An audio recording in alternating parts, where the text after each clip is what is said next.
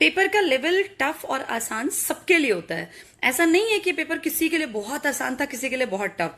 ये टफ था तो हर एक के लिए था, आसान होता तो भी हर एक के लिए होता। मेजर बात ये होती है कि आप उस पेपर के लिए जब सबको वो सेम चीजें आती होती हैं, आप उन आते हुए में से कितने गलत कर देते हो। अगर क्वेश्चंस ऐसे आ रहे हैं जो किसी को भी नहीं आ रहे हैं तो वो तो कंपटीशन का पार्ट ही नहीं है। जब क्लेरिकल का एग्जाम हुआ था लास्ट टाइम, तो मैथ्स था, कंप्यूटर था, आउट ऑफ सिलेबस था, लेकिन उसने कंपटीशन भी क्रिएट नहीं किया। कंपटीशन क्रिएट किया था उस पोर्शन ने जो सबको आता था और आते आते लोगों ने गलत कर दिया। तो ये एक बहुत बड़ी समझने की जरूरत है। और एक और चीज, जैसे कुछ स्टूडेंट्स, अभी डिम्पी बता रही थी, इसकी ड्यूटी लगी हुई थी फर्स्ट सेकंड थर्ड डे, तो इसने बताया कि बच्चे घटते चले गए, एग्जाम देने ही नहीं गए। ये कितना बड़ा आप ये मान लीजिए, ये दिखाता है कि बच्चे कितना नेगेटिव हो गए पहले ही, पेपर देने से पहले ही। पेपर तो कम से कम देके देखना चाहिए था कि पेपर कैसा आया, आप कहाँ स्टैंड करते हैं। अगर कट ऑफ नीचे भी जाती है तो वो सबके लिए नीचे जाएगी। ऐसा नहीं है कि एक के 90 आ रहे हैं और एक के 20 आ रहे हैं। पेपर अगर टफ था तो सबके लिए था, इजी होगा तो भी सबके लिए होगा। और देखिए, कॉम्पिटिटिव एग्जाम ना हमेशा अनप्रिडिक्टेबल रहे हैं। जब मैं पेपर भरती थी तब भी ऐसा ही था। मेरे खुद के एग्जाम में DSSB में वर्ल्ड हिस्ट्री, वर्ल्ड ज्योग्राफी, पता नहीं क्या क्या आया था, मुझे क्वेश्चंस भी नहीं याद थे। लेकिन वो पोर्शन जिसपे मेहनत करनी होती है, अगर आपने उस पर मेहनत कर रखी है तो फिर बात दिक्कत में नहीं आती है। और रही बात एक पोर्शन आना ना आना, तो देखिए इसको बहुत आसान नहीं है कि ये सब चीजें हमेशा आपके अकॉर्डिंग हो या हमारे अकॉर्डिंग हो। इन सब में हमेशा प्रेडिक्शंस नहीं की जा सकती, और जैसा पेपर आता है उसमें हमें अपना बेस्ट करना है। आपके अंदर माफिया घुस गए हैं। आपका एक बार पेपर आउट हो गया, आपका पता लग गया, तो आप पेपर बनाना भूल गए। आपने नुए नहीं, मेरा पेपर बनाना क्या है, मतलब आपने ये पेपर बनाना ही भूल गए। एक बार पेपर आउट हो गया तो अरे सख्ताई करो। 6 पेपर बना दिए एक शिफ्ट में। ओपन के पेपर हो, दिल्ली ओपन का पेपर है ये।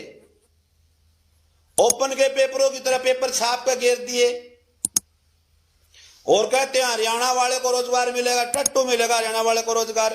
कैसे मिलेगा हरियाणा वाले को रोजगार? अब पता नहीं, बोला नॉर्मलाइजेशन हो जाएगा। कर ले नॉर्मलाइजेशन, क्या मैं कर लोगे नॉर्मलाइजेशन? गोले ना भरे जाए बालका के तो क्या का नॉर्मलाइजेशन हो जाएगा? अरे नू तो बताओ, कोई बुद्धिजीवी नू तो बता दो, हरियाणा वाला के फायदा है इस पेपर में? हरियाणा वाला का फायदा जी बताओ। हरियाणा के पर्सन आते, अदर स्टेट वाले पढ़ेंगे टेस्ट ने,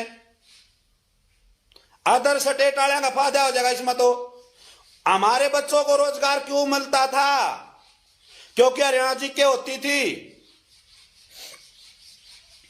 इनू को देंगे सरकार ने, कर्मचारी मिल जाएंगे नू तो, लेकिन वो बाहर के इलाके में इस पेपर 1 लाख बच्चा ने पेपर दिया होगा, तो 1 लाख में एक बालक भी ये कह दे, एक बच्चा भी ये कह दे कि हाँ पेपर सही था, तो हम मानने के लिए तैयार हैं।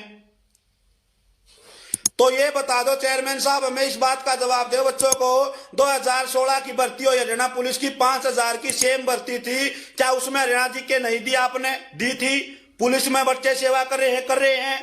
2018 में भर्ती हुई, उसमें बच्चे सेवा कर रहे हैं या नहीं कर रहे हैं? 2018 में हरियाणा जी क्या आई? सारी बातों को छोड़ो, सारी बातों को गोली मारो। आपका जो भर्ती में पिछला पेपर आउट होया, कैंसिल होया, उसमें भी तो हरियाणा जी के थी। या क्या रातों रात नौबत आ गई का आपने अब की बार हरियाणा जी के नहीं दी तो पेपर लीक हो नहीं हो? हरियाणा जी के की वजह से पेपर लीक होया था क्या पिछली बार? ये जवाब दे दो मुझे बस। हरियाणा जी के देने से पेपर लीक होया था क्या? मुझे तो इस बात का जवाब दे सरकार, मुझे तो क्यों दे, बच्चों को दे।